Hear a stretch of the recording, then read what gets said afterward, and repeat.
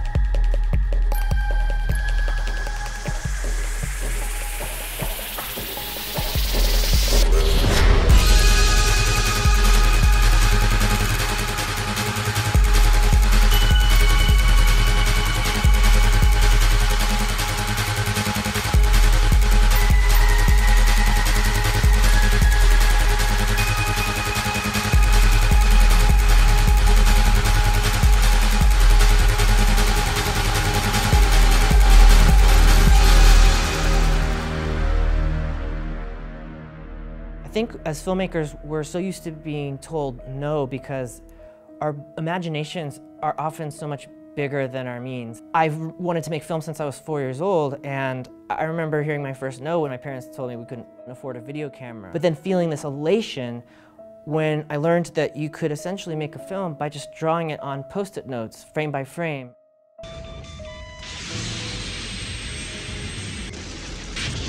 So I was able, with this really cheap way, to take control of what I had wanted to do. I realized you could kind of find a way around no. Then when I finally got a video camera at 12 years old, I decided I was going to make like a full-blown feature action movie. But then of course my parents told me that I couldn't hire real actors or buy explosives. What'd you do? That time I just got my 9-year-old brother and learned how to make explosives.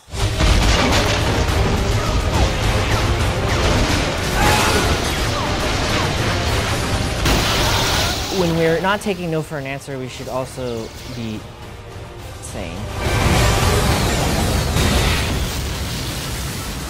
The eyebrows grew back. Behind me is the perch where my characters meet every night. And up here, they don't ask each other about the things they had to do down below to get by that night.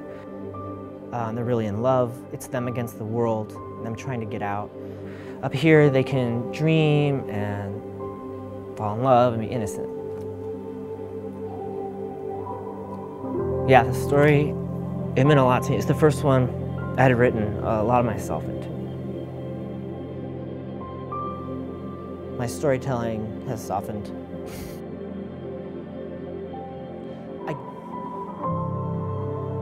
I did want to film my film for no money. I wanted to go through some portal with a small student film crew and just feed them future pizza and capture this with spontaneity and let the actors be inside of a space. Hire actors from that world, you know, but it doesn't exist.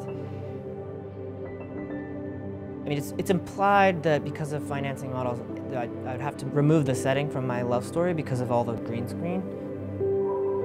But everything my characters struggle with are symptoms of the world that I built, and the world that I built is my feelings about our own world. So it's not something that can just be removed. The city, you know, the city doesn't have handrails to stop you from falling and dying because it doesn't care about its people.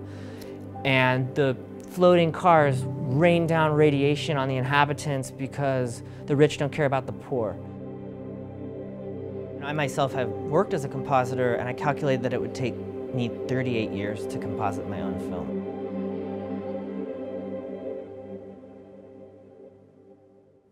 I was kind of depressed, and then one night I look up and I see one of the most famous visual effects sequences ever filmed, the tornado sequence in Wizard of Oz. I couldn't believe my eyes. That sequence was done without a green screen, using an old technique called rear projection. And it dawned on me that Judy Garland was acting in front of a tornado that she could see with her own eyes. And it rivaled some of the best visual effects work that's done today. And I thought, well, that's something. Maybe we can learn from this. Maybe we could update this. So I came up with an idea to kill the green screen. But to replace the green screen, first I had to figure out what else I was going to put there instead. The first idea was, why not just a photo backdrop? But the problem is they're flat. They don't move. My characters are dynamic, so for my film, the screen would have to adapt to a handheld camera's perspective. And I thought, what if we rendered all the angles bright enough, big enough, and fast enough that it would be seamless with the foreground?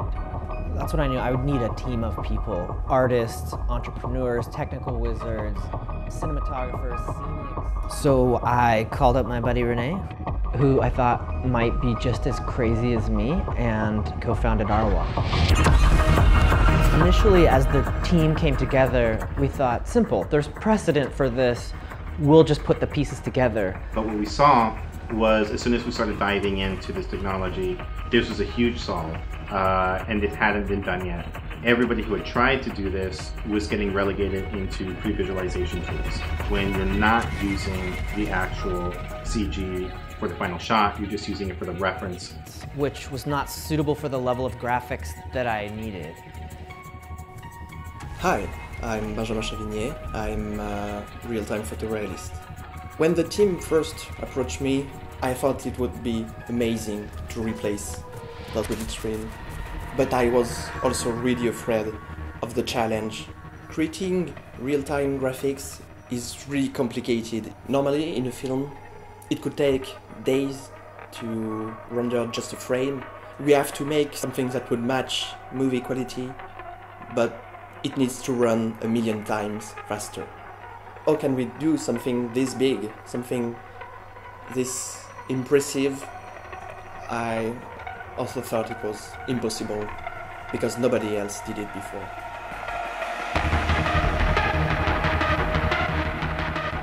I was blown away as the graphics were coming together and the team was shaving off milliseconds. But the next challenge was finding a partner that would take the huge amount of latency off of the screens to make it imperceptible to the human eye or to the camera, and nobody would do it until we met Matrix. So I told the guys, you take care of your latency. Even if it means hammering at the whole global supply chain, we'll solve it on our end. Just be ready to test, because when those tiles land, there's not a lot of time to waste. After the screens came, I'll never forget the first night of testing. When everything came together, it was the best feeling in the world.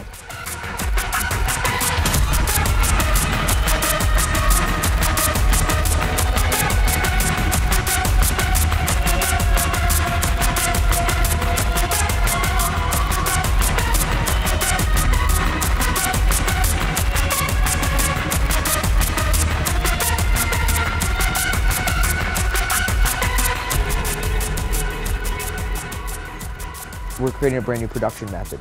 I don't think it's an easier tool, I think it's a better tool, but I think it forces you to think about what you're doing. It forces you to make decisions. You need the textures to match, you need the worlds to match, not just a technology, but we're a system integrator. We're pulling from all these different worlds and pulling different people from all different worlds. We like this project because when you get material and a production technology that are purpose-built for what these screens can deliver, the potential for savings and just sheer cinema magic is unparalleled. What I think is so unique about this new technology is the new dynamics that it's creating on set between crew members who might not necessarily have any reason to interact otherwise. So that's part of my job, is bridging this gap between the people that are working with plaster and paint and the people that are working in ones and zeros. It's everybody working together to create the illusion, trying to get back to the core of what filmmaking was.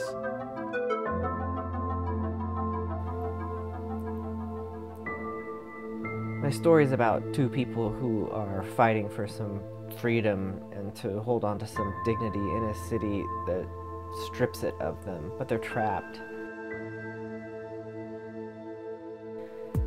So they steal an old mop and take it to the highest catwalk, and they liberate it by sending it flying, like a symbol of their own desire to be free.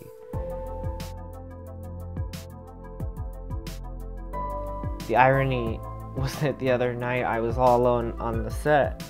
I unscrewed the tracker that makes the world seem real to the camera, and I just put it over my own eye and walked around.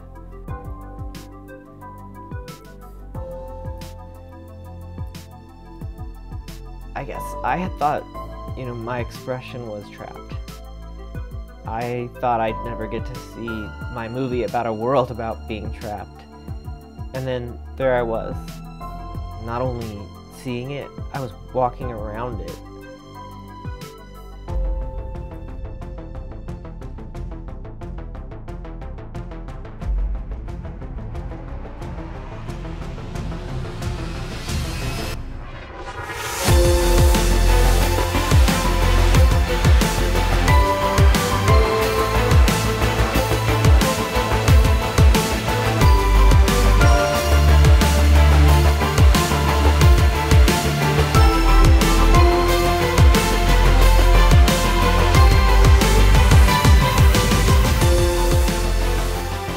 Follow to join me, Michael Plesha, along with ARwall and our partner Matrix Visuals for future episodes exploring this new mode of production, and for behind the scenes as I direct my science fiction film without a single green screen shot. You didn't think that was a green screen behind me, did you? I was walking around in this city thanks to this team of people that helped free my expression of it. I got to be the mop flying free, and I can't wait for other filmmakers to feel that with their own stories.